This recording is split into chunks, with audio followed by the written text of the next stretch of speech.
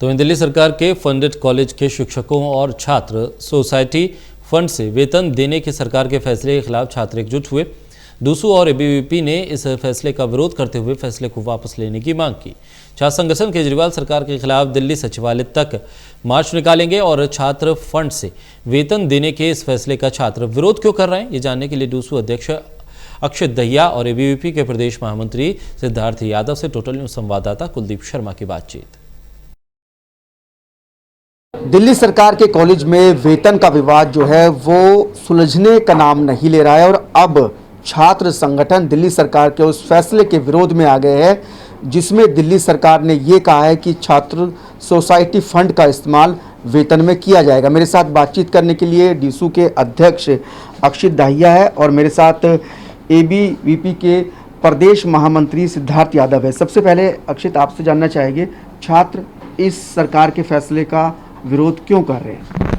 देखिए, ये क्लियरली एक बात हम आपको बता दें कि जो दिल्ली सरकार का जो फैसला आया है ये इसमें इन्होंने जो फंड पास करने की बात कर रहे हैं that is student society fund SSF। तो इसलिए छात्रों को बुरा लग रहा है कि हमारा जो फंड है जो हमारी डेवलपमेंट के लिए, हमारे कार्यक्रमों के लिए, हमारी एक्टिविटीज़ के लिए यूज़ होना है, हमारी ओवरऑल डेवलपमेंट के लिए यूज़ होना है, वो टीचिंग और नॉन टीचिंग स्टाफ की सैलरी के लिए यूज़ किया जा रहा है। और इसको लेकर दिल्ली विश्वविद्यालय छात्र संघ ने सभी जो 12 ऐसे महाविद्यालय हैं जो 100% दिल्ली गवर्नमेंट द्वारा फंडेड है उन सभी के छात्र संघ पदाधिकारियों से, सोसाइटी के मेंबर से और दिल्ली विश्वविद्यालय में पढ़ने वाले तकरीबन हर छात्र से हमने संवाद करने का प्रयास किया है। और उसके माध्यम से जो हमारे सामने निकल के आया है कि दिल्ली सरकार का ये जो फैसला है this is just not anti student order but this is also an illegal offence. अगर मैं आपको बताऊं कि वो स्टूडेंट्स के जो वेलफेयर का हेड है उसमें जो फंड बचा हुआ है उसको सैलरी को हेड के लिए यूज कर रहे हैं, that is misappropriation of fund according to IPC। It is a legally crime. तो वो लीगली क्राइम कर रहे हैं और सभी के सामने वो क्राइम दिख रहा है।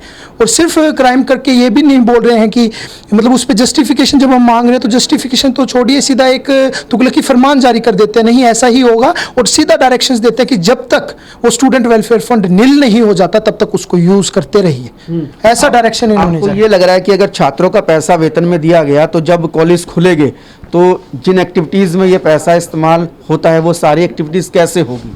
जी, वो सारी एक्टिविटीज़ रुक जाएंगी।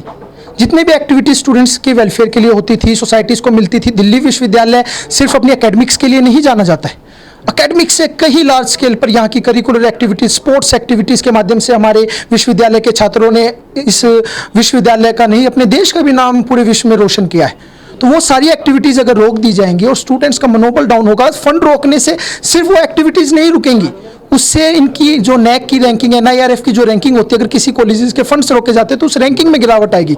रैंकिंग में गिरावट आएगी तो अगर स्टूडेंट के हाई परसेंटेज मार्क्स भी हैं, उसका एक बहुत अच्छा CV भी है, तो भी उसको एडमिशन नहीं मिलता क्योंकि उसके कॉलेज की रैंकिंग बहुत डाउन है। सिद्धार्थ जी, किस तरीके से सब छात्र संगठन एकजुट हो रहे हैं इस फैसले के खिलाफ और क्या तैयारी कर रहे हैं सरकार के खिलाफ सड़क पर उतरने के लिए? देखिए, अखिल भारतीय विद्यार्थी परिषद ने तो बिल्कुल क्लियर कर दिया है कि दिल्ली के मुख्यमंत्री अरविंद केजरीवाल जी, शिक्षा मंत्री मनीष सिसोदिया जी एवं पूरी जो सरकार है उसको अपना ये फैसला वापस लेना पड़ेगा। हम बिल्कुल लामबंद है। हम कल सचिवालय को घेराव का हमने कॉल दिया है। 20 तारीख को ITO मेट्रो स्टेशन से लेकर दिल्ली सचिवालय तक विद्यार्थी परिषद के कार्यकर्ता दिल्ली विश्वविद्यालय का छात्र का नेतृत्व करते हुए हम वहां पे जाएंगे।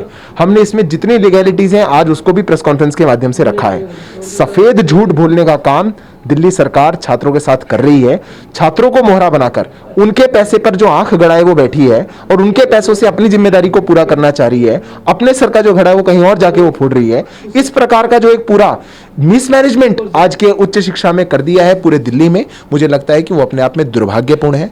दिल्ली के जो अन्य विश्वविद्यालय हैं, राज्य विश्वविद्यालय, उनको लेकर भी विद्यार्थी परिषद ने शुरुआत से आवाज उठाई थी। आज DTU हो, IP हो, NSUT हो, कोई भी विश्वविद्यालय हो, वहां पे 2 लाख 2.5 लाख फीस है। 10% का इंक्रीमेंट इस वर्ष कोरोना महामारी के वर्ष में उन्होंने किया है।